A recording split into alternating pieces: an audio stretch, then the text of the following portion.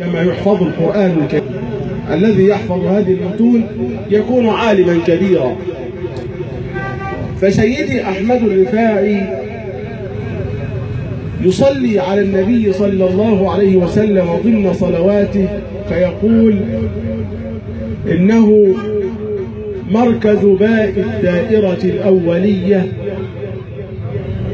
وسر أسرار الألف القطبية. فظللت أبحث عن هذه الكلمة، ما معناها؟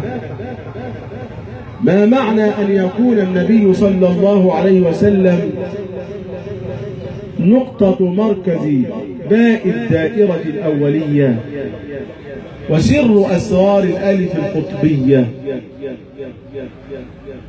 فظللت أبحث حتى قيل في علم الخط العربي إن أول الإنسان أول ما يريد أن يكتب كلمة بالقلم يمسك القلم ثم يأتي الورقة ويضع القلم على الورقة. بعد أن يضع القلم على الورقة يتراجع أحيانا أن يكتب شيء، ما كتبش خلاص، حط القلم على الورقة وبعدين رجع في كلامه إن هو يكتب، فيترك القلم نقطة على فالنقطة أول الكلام وأول الكتابة.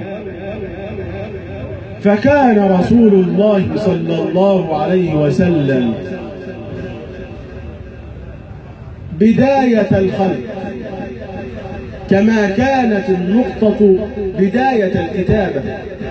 فهو يقول نقطة مركز باء الدائرة الأولية، فهو نقطة والنقطة أول الكتابة. فكان رسول الله صلى الله عليه وسلم بداية الخلق.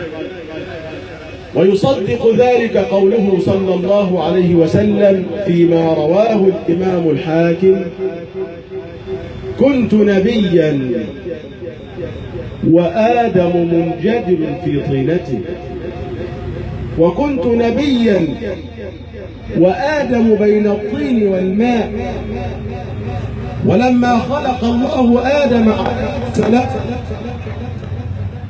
ونفخ قرأ مكتوبا على العرش: لا إله إلا الله محمد رسول الله. فقال: من محمد هذا يا رب؟ قال: محمد هذا من ذريتي ولولاه ما خلقت ومن أيده سأغفر له.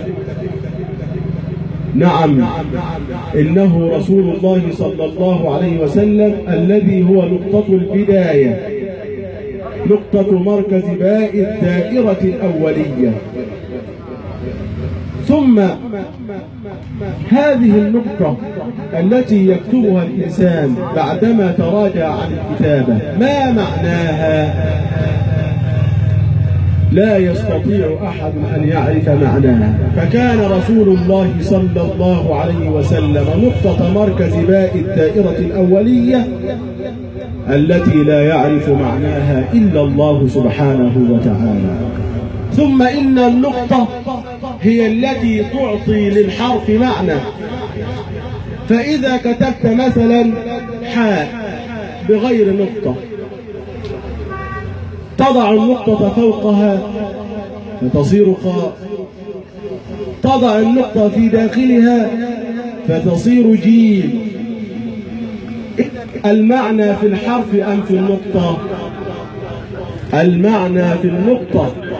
فكان رسول الله صلى الله عليه وسلم هو النقطة التي بها معنى الكون. فالكون بلا رسول الله صلى الله عليه وسلم شيء لا معنى له وشيء بلا معنى. هكذا كان سيدي أحمد الرفاعي يصف النبي صلى الله عليه وسلم وهو يصلي عليه في صلواته الماتعة التي نقرأها دائما في أورادنا وأحزابنا.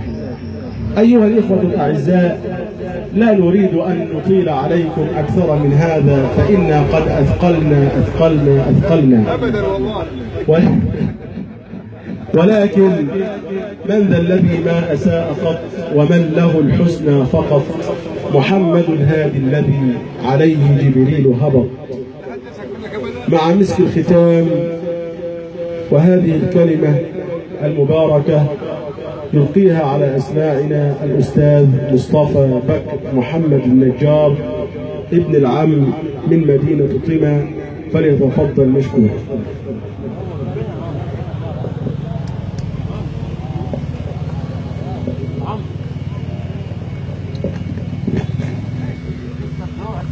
بسم الله الرحمن الرحيم.